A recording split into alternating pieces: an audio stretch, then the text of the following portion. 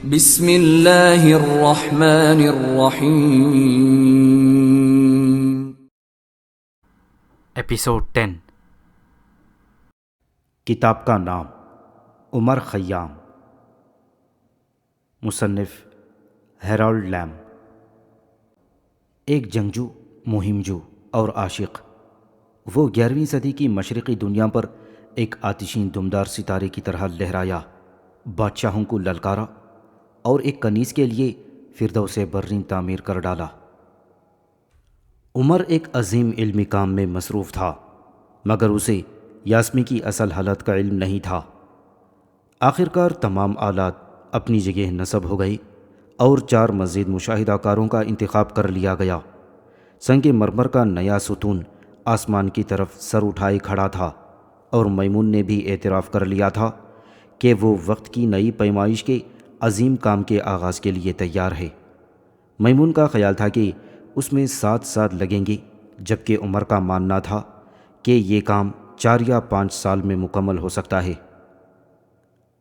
میرے عزیز، تیتوس چلایا، ہم 4-5 ہفتوں میں ایک محل تعمیر کر سکتے ہیں۔ ہاں، عمر نے کہا۔ اس کی سیاہ آنکھوں میں ایک چمک تھی، اور جب تمہارا محل ٹوٹ کر مٹی ہو جائے گا اور وہاں چپکلیاں بسیرا کریں گی، تب بھی ہمارا کیلنڈر غیر تبدیل شدہ رہے گا۔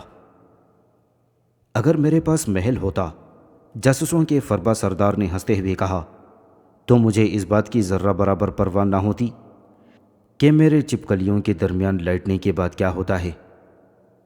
مگر اس نے نظام کو رپورٹ دی کہ 6 نجومی تیار ہیں، ان کی کمریں بندھی ہوئی ہیں اور ان کی عقلیں تلوار کی دھار کی طرح تیز ہیں۔ چنانچہ نظام نے اپنے آقا سلطان کی دلچسپی کے لیے اعتدال خریفی یعنی آٹم ایکوانوکس سے 1 ہفتہ پہلے ایک چھوٹا سا دربار نما ڈرامہ رچایا، جس وقت اس کے بارے میں عمر نے بتایا تھا کہ وہ مشاہدات کا آغاز کریں گے۔ اس دن سلطان ملک شاہ کو قائل کیا گیا تھا کہ وہ ہرن کے شکار سے واپسی پر مینار کا دورہ کریں۔ سہ پہر تک رصد گاہ کسی تفریح گاہ کی طرح لگ رہی تھی۔ نئے باغ میں قالین بچھے تھے اور درختوں کے نیچے مٹھائیوں اور شربت کے تھال سجے ہوئے تھے۔ وہاں اکیڈمی کے پروفیسرز کا ایک وفد آیا، جس میں ماسٹر علی الجبرا دان بھی شامل تھا۔ جب درباری لباس میں ملبوس تھے اور مسجد کے خاموش علماء کا ایک گروہ بھی تھا جو دوسروں سے الگ تھلگ کھڑا تھا، نظام نے ان علماء کا پورے پروٹوکول کے ساتھ استقبال کیا تھا اور انہیں ریشمی لباس میں ڈھکے اس چبوترے کے سب سے قریب بٹھایا جو ملک شاہ کے لیے مخصوص تھا، کیونکہ وہ طاقتور مذہبی کونسل کے رکن تھے اور سائنسی ایجادات کے لیے ان کے دل میں کوئی ہمدردی نہ تھی۔ اس نے عمر کے کان میں سرگوشی کی کہ وہ احتیاط سے ان کے پیچھے کھڑا رہے اور ان کے سامنے زبان نہ کھولے۔ عمر کو تو کچھ کہنے کی کوئی خواہش نہ تھی، وہ خود کو کسی دوسرے کی محفل میں ایک تماشائی محسوس کر رہا تھا، اور اسے خوشی ہوئی جب سلام و دعا کا سلسلہ تھما اور تمام نظریں دریا کی ڈھلوان سے اوپر آتے ہوئے گھوڑ سواروں کے دستے کی طرف اٹھ گئی تھیں۔ ملک شاہ نے اپنا شکاری نیزہ اپنے غلام کو تھمایا اور دروازے پر گھوڑے سے اتر گیا، اس سے پہلے کہ بے چین خادم اس کے لیے قالین بچھا پاتے۔ وہ طویل مسافت کی وجہ سے گرد آلود تھا اور خوش مزاج تھا، مگر عمر نے محسوس کیا کہ نوجوان سلطان کو نظام اور بوڑھے علماء سے ملنے میں کوئی حقیقی خوشی محسوس نہیں ہو رہی تھی۔ ملک شاہ کا زرد چہرہ ایک کثرتی گردن پر ٹکا ہوا تھا، اس کی حرکات و سکنات میں ایک شکاری جانور جیسی نفاست تھی۔ وہ بولتے وقت نہ ہاتھ ہلاتا اور نہ آواز بلند کرتا۔ جب نظام عمر کو اس کے سامنے گھٹنے ٹیکنے کے لیے آگے لایا تو اس نے نوجوان نجومی کو غور سے دیکھا۔ یہ وہی آدمی ہے، اس نے دھیمی آواز میں کہا۔ خادم، عمر نے وہی روایتی جملہ دہرایا، جہاں پناہ کا خادم ہوں۔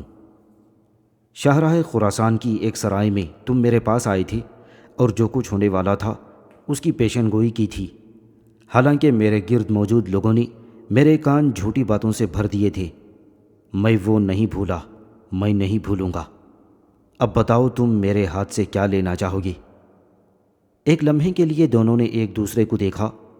وہ جنگجو جو اسلام کی اس گنجان دنیا میں اب بھی اپنے خیالات میں تنہا تھا، اب بھی خاقان کا وہ بیٹا جس نے بام دنیا کے اس پار انسانوں اور مویشیوں کی سلطنت پر حکمرانی کی تھی، اور وہ عالم جو اب بھی اپنے تخیل میں جی رہا تھا۔ ملک شاہ 20 سال کا تھا، عمر 22 سال کا۔ میں بادشاہ کی خدمت میں شامل ہونا چاہتا ہوں۔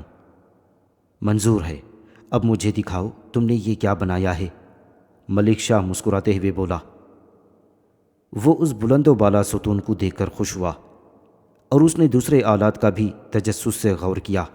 جب عمر رسیدہ میمون نے وہ ہجوم اور بادشاہ کی موجودگی سے کچھ بوکھلا گیا تھا، عظیم سماوی کرہ یعنی سیلیسٹیل گلوب کی وضاحت کرنے کی کوشش کی، تو ملک شاہ نے عمر کی طرف رخ کیا اور اسے وضاحت کا حکم دیا۔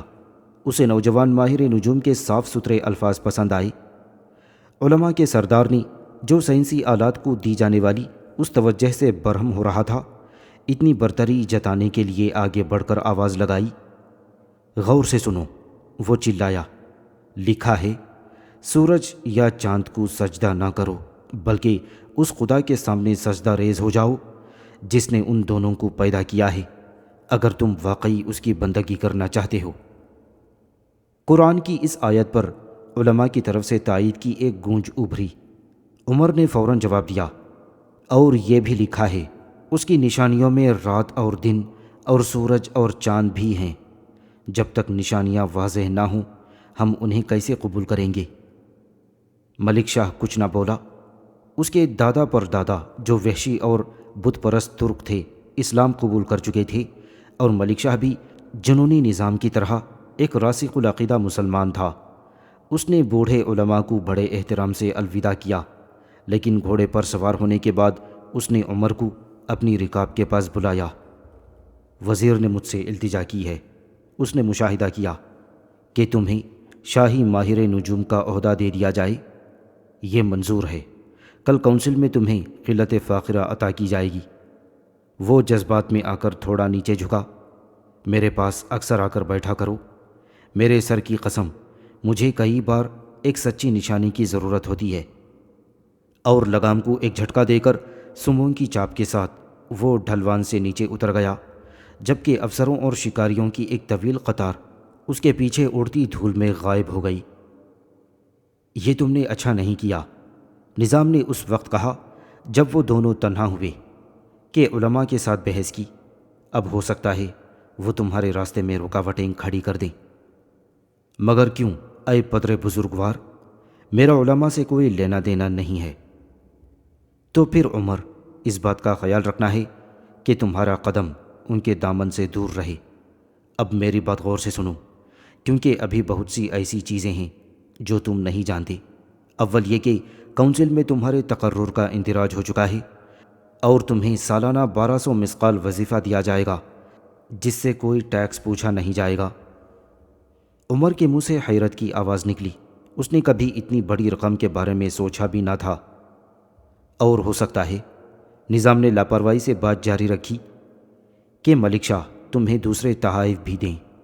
میرا خیال ہے تم اس کی نظر میں معتبر ہو چکے ہو، مگر یہ نہ بھولنا کہ وہ اس شخص کے لیے دھاردار فولاد کی طرح سخت ہے جس پر وہ شک کرے۔ اس کے جاسوس محل کے چھتے میں شہد کی مکھیوں کی طرح پھیلے ہوئے ہیں۔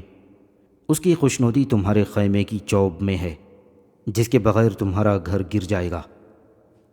عمر کو یہ عجیب لگا کہ اپنی تحقیق میں گم رہنے کے باوجود اسے اس نوجوان بادشاہ کی خوشنودی کے لیے جد و جہد کرنی پڑے گی جسے وہ دل سے پسند کرتا تھا۔ نظام اس کی سوچ بھاپ گیا۔ تمہیں میری حمایت حاصل ہے، اس نے سکون سے اضافہ کیا، اور اس وقت خدا کے فضل سے کسی میں بھی یہ جرت نہیں ہے کہ وہ کھلم کھلا میری مخالفت کرے۔ پھر بھی میری اپنی جد و جہد ہے۔ بڑی مہارت سے اس نے عمر پر ظاہر کر دیا تھا کہ وہ کس طرح ایک نئی سلطنت کا تانا بانا بن رہا ہے۔ 3 نسلیں پہلے سلجوق ترکوں کی آمد تک اسلام کی سرزمین بٹی ہوئی تھی اور مختلف شہزادوں کے پیچھے جنگوں میں الجھی ہوئی تھیں۔ خود بغداد کا خلیفہ عظیم ہارون رشید کے دور کے اختیارات کا محض ایک سایہ بن کر رہ چکا تھا، یہاں تک کہ سلجوق ترک اپنی فاتح افواج کے ساتھ اس کی مدد کو آئے۔ اللہ پرسلان، وہ دلاور شیر طوفان کی طرح مشرق سے مغرب تک چھا گیا، خراسان کو دشمنوں سے پاک کیا اور فاتحانہ انداز میں بغداد میں داخل ہوا، جہاں خلیفہ نے اسے سلطان تسلیم کیا۔ پھر حلب فتح ہوا اور مکہ مدینہ کے مقدس شہر اسی نئی سلطنت کا حصہ بن گئے۔ بزنطینی عیسائیوں کو پہلے ہراساں کیا گیا اور پھر ملازگرد کے میدان میں پاش پاش کر دیا گیا، جسے عمر نے اپنی آنکھوں سے دیکھا۔ اب یہ پھیلتی ہوئی سلطنت سمرقند سے لے کر قسطنطنیہ کے دیواروں تک پھیلی ہوئی تھی، اور رومیوں کی آخری اولادیں ملک شاہ کو خراج دیتی تھیں۔ وقت آنے پر نظام کا منصوبہ تھا کہ ملک شاہ کی بیٹی کی شادی موجودہ خلیفہ سے کر دی جائے۔ ملک شاہ پہلے ہی قسطنطنیہ کے بزنطینی شہنشاہ کی بیٹی سے نکاح کر چکا تھا۔ اس طرح نوجوان بادشاہ اپنے خون کے ذریعے اسلام کے شرعی سربراہ اور رومی قیصروں دونوں سے جڑ جائے گا۔ اس موسم سرما میں نظام نے سوچتے ہوئے اضافہ کیا، سلطان اپنی فوج کے ساتھ حلب کی طرف کوچ کرے گا تاکہ تیسرا مقدس شہر یروشلم یعنی القدس مصر کے فاطمی خلیفہ سے چھین سکے، جو کہ ایک باغی اور فتنہ پرور شخص ہے۔ عمر کو یہ ایک معجزہ لگا کہ کوئی آدمی اتنی یقین دہانی کے ساتھ یہ منصوبہ بنا سکتا ہے کہ فلاں شہر فتح ہوگا اور فلاں علاقہ سلطنت میں شامل ہو سکتا ہے۔ نظام اسے روزانہ طویل گفتگو کے لیے بلاتا، اسے قانون نافذ کرنے اور ٹیکس جمع کرنے کی تفصیلات، فوج کی تیاری اور جاسوسوں کے جال کے بارے میں سمجھاتا، جو پورے خطے میں سلطان کی آنکھیں اور کان تھے۔ اس نے ملک شاہ کے مزاج کی باریکیاں بھی سمجھائیں، شکار کا جنون، عورتوں کو عقل سے عاری غلام سمجھنے کا رجحان اور شگونوں پر توہم پرستانہ انحصار۔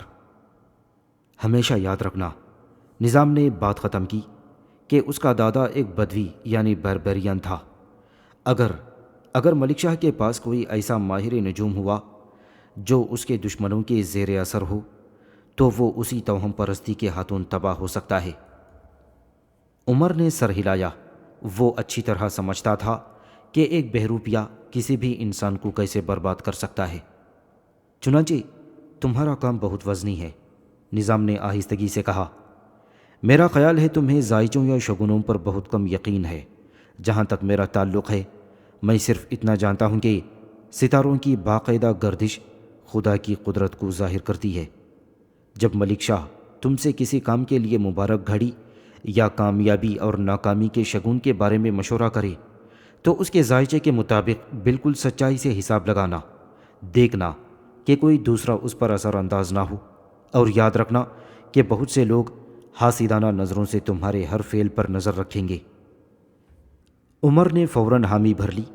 وہ جان چکا تھا کہ جاسوسوں کی نگرانی میں رہنے کا کیا مطلب ہوتا ہے، اور اگر ملک شاہ اس سے سماوی اشاروں کا مطلب پوچھتا ہے تو کلدانیوں کے میناروں جتنے پرانے علم نجوم کے اصولوں کے مطابق ایسا کرنا سادہ سا کام ہوگا۔ کیا ہوا اگر ایسے اشاروں کا کوئی مطلب نہ ہو، مگر ملک شاہ پوچھے گا تو اسے بغیر کچھ گھٹائے یا بڑھائے بتا دیا جائے گا۔ کبھی کبھی نظام نے لاپرواہی سے بات جاری رکھی، وہ تم سے ریاستی امور کے بارے میں بھی شگون مانگ سکتا ہے جو میرے ہاتھوں میں ہے۔ تب تم مجھے پیغام بھیجو گے تاکہ یہ جان سکو کہ بہترین جواب کیا ہے، کیونکہ ایسے معاملات کی منصوبہ بندی کرنی پڑتی ہے اور صرف میں ہی انہیں ترتیب دے سکتا ہوں۔ عمر نے حیرت سے سر اٹھایا۔ 2 ہاتھ؟ نظام مسکرایا، اس کا ذہن بظاہر کہیں دور تھا۔ خدا کی مرضی سے سلطنت چلاتے ہیں 2 ہاتھ، ایک بادشاہ کا ہاتھ جس نے تاج پہنا ہے، اور دوسرا وزیر کا ہاتھ جس نے عمامہ باندھا ہے۔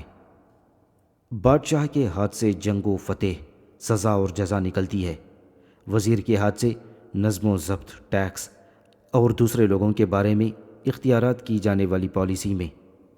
میں ملک شاہ کی سچی خدمت کرتا ہوں، مگر انجام کار میرا کام ایک نئی ریاست کی بنیاد رکھنا ہے۔ اس لیے میں صرف اتنا چاہتا ہوں کہ تم پالیسی کے معاملات میں مجھ سے مشورہ کرو گے، یہ بات طے ہے۔ بے شک، عمر نے حامی بھر لی۔ اسے محسوس ہوا کہ اسے اس سنجیدہ شخص کا اعتماد حاصل ہو گیا ہے جو ملک شاہ خود عمر پر ان روایتی علماء سے کہیں زیادہ دانا لگتا ہے۔ اسے محسوس ہوا کہ اسے اس سنجیدہ شخص کا اعتماد حاصل ہو چکا ہے جو ملک شاہ خود اس پر ان روایتی علماء سے کہیں زیادہ بھروسہ کرتا ہے۔ نظام کی دیانت نئے ستون کے سنگ مرمر کی طرح ٹھوس تھی۔ میں نے تمہارا وعدہ لے لیا ہے، نظام نے سکون سے جواب دیا۔ اس نے اپنی اس خوشی کا کوئی اظہار نہ ہونے دیا جو وہ محسوس کر رہا تھا۔ 2 سال پہلے الپ ارسلان کی اچانک موت کے وقت سے اس کا منصوبہ تھا کہ وہ عمر کو ڈھونڈے گا، اس نوجوان سائنسدان کو اپنے ساتھ جوڑے گا اور اسے ملک شاہ کا شاہی نجومی مقرر کروائے گا۔ اب اس نے ٹیٹوش کو اعتماد میں لیتے ہوئے کہا، ہم اس کے اثر و رسوخ کو ملک شاہ کو مائل کرنے کے لیے استعمال کر سکتے ہیں۔ مگر نظام کا اطمینان عمر کی پہلی فرمائش پر غالب ہو گیا۔ نئے شاہی نجومی نے یہ وضاحت کی کہ 1 سال تک مینار پر روزانہ کے مشاہدات ایک معمولی کام ہوں گے جسے میمون اور دوسرے لوگ اس کے بغیر بھی سنبھال سکتے ہیں۔ اس دوران وہ ملک شاہ کے ساتھ مغرب یعنی حلب کی طرف جانا چاہتا ہے۔ در حقیقت سلطان نے خود اسے ساتھ چلنے کی درخواست کی تھی۔ عمر نے نظام کو یہ نہیں بتایا کہ یہ منصوبہ اس نے خود سلطان کے ذہن میں ڈالا تھا یا یہ کہ وہ مغرب کی سڑکوں پر یاسمی کو تلاش کرے گا۔ اب اس کے پاس دولت تھی، اختیار تھا، خادم تھے اور ایک عظیم بادشاہ کی سرپرستی تھی، اور اس کا ارادہ تھا کہ وہ اس لڑکی کو ڈھونڈ نکالے گا جسے وہ تلاش کر رہا تھا۔ تیتوش نے جب یہ خبر سنی تو مسکرایا۔ نظام میاں، اس نے اپنے آپ سے کہا، ایک بار تم نے مجھے بہت برا بھلا کہا تھا کیونکہ یہی خیمہ دوز غائب ہو گیا تھا۔